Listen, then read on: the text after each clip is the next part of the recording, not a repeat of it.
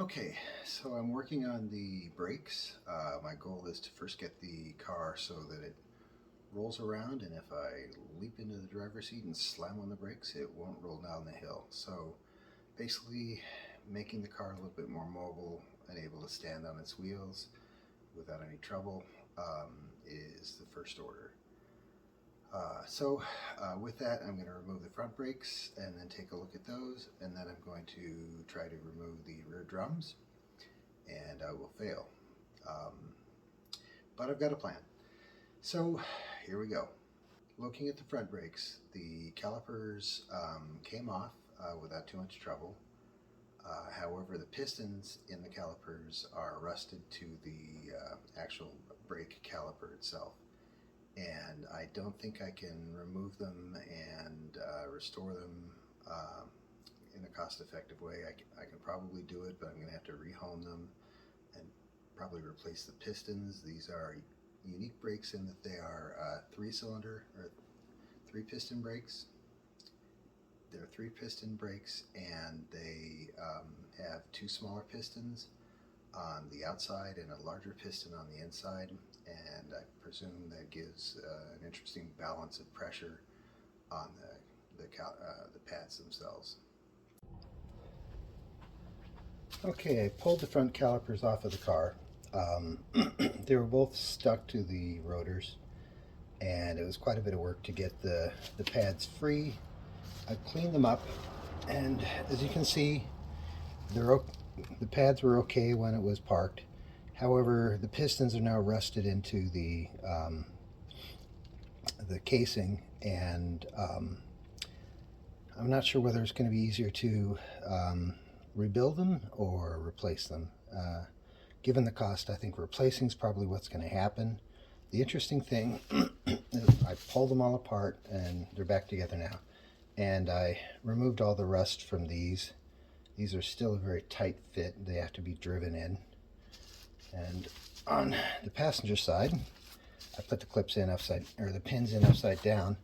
But an interesting thing is you'll notice this pad is very heavily worn. It's worn beyond the slots. So I think this piston may have been stuck. I don't know.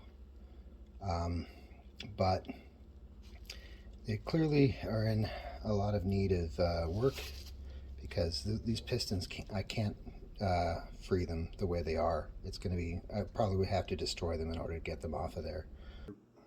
With the rear brakes, I'm going to try to remove the drums. What that entails is removing the drive shaft from the drums at the U-joint.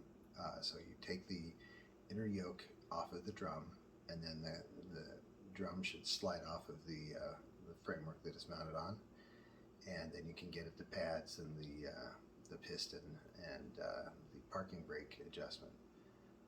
Those appear to be very hard to get to from under the car, so it's going to be a challenge. I'm not going to be able to get the drum off this week.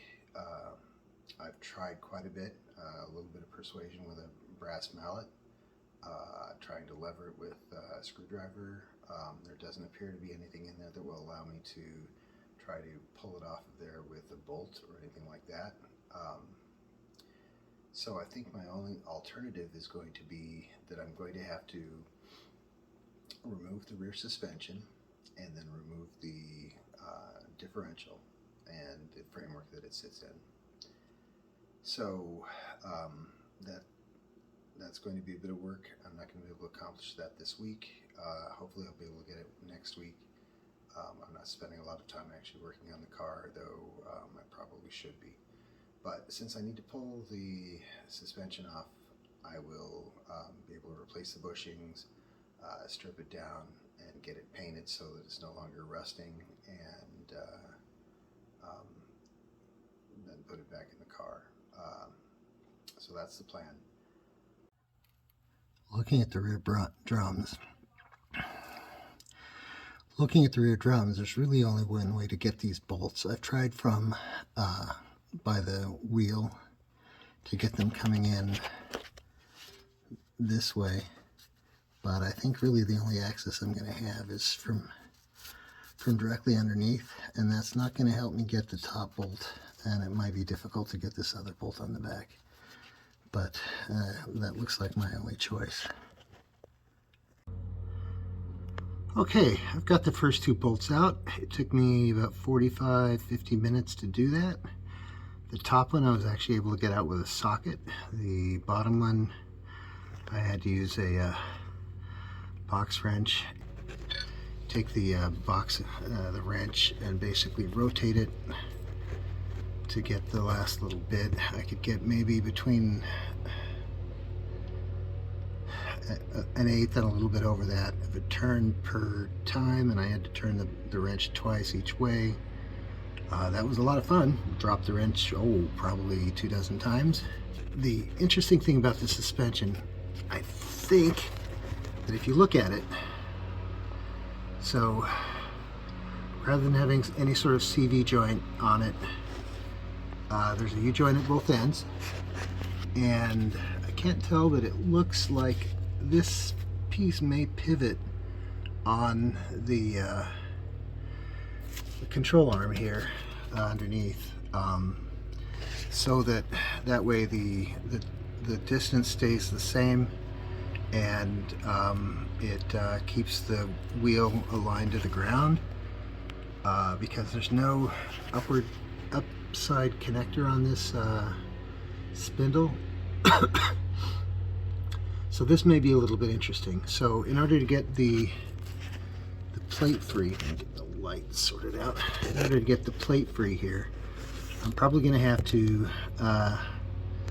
relieve the load on the suspension to do that.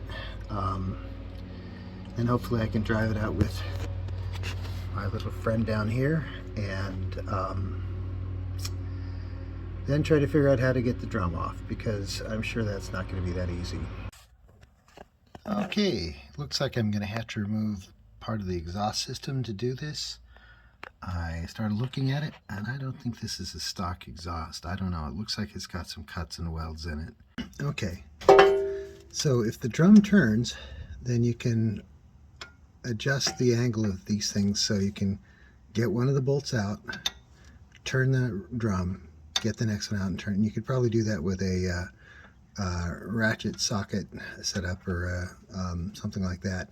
But because the drum is frozen in place, these two bolts are impossible to get out. So what I had to do is I had to narrow one of the wrenches is a 9/16, so I had to narrow it and bevel it on both sides in order for it to fit under there so I can screw this out. And so how this works is I just take it and I run it as far as I can until it starts pushing off the wrench off of the bolt, and then I turn it over and turn it another quarter of a turn or so.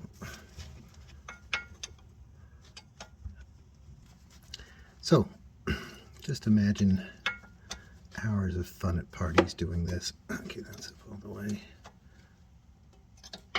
Alright. Well, here's the next issue. The bolt will run up against the yoke, and it's very difficult to get the wrench. Come on, focus.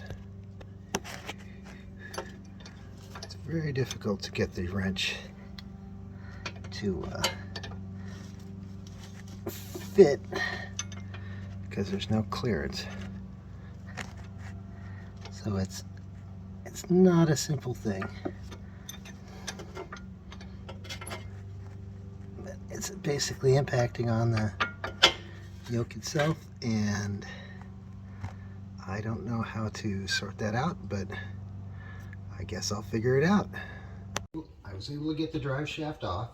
I had to get some additional kinds of wrenches to do that. Sort of sideways extensions to sockets to make it work. I was able to pull the bolts, then with a little bit of penetrating oil and a lot of work with the brass hammer, I was able to break this free. I had to drop the suspension in order to get it free because this connects and is part of this suspension system. I think it's a terrible idea, but it actually carries part of the load from the tire. So I broke it free, and you can see all the work I've been doing with the brass hammer trying to drive the drum off. I was totally unable to do it. You'll also notice that there's no exhaust pipes here. I had to cut the exhaust system out. It was a customized system and very badly done, so no real loss there, and it was rusted through. So I removed the exhaust, and then was able to get the bolts out, and now in looking at it, it looks like I'm going to have to remove the entire suspension to get the differential down and then work on the drums on the bench. I'm hoping that I can get some sort of disc brake conversion for this, or create one, because this is very difficult to do, and just to replace pads, you shouldn't have to pull an axle off of a car. It should be something you can pop out like you can do on the front.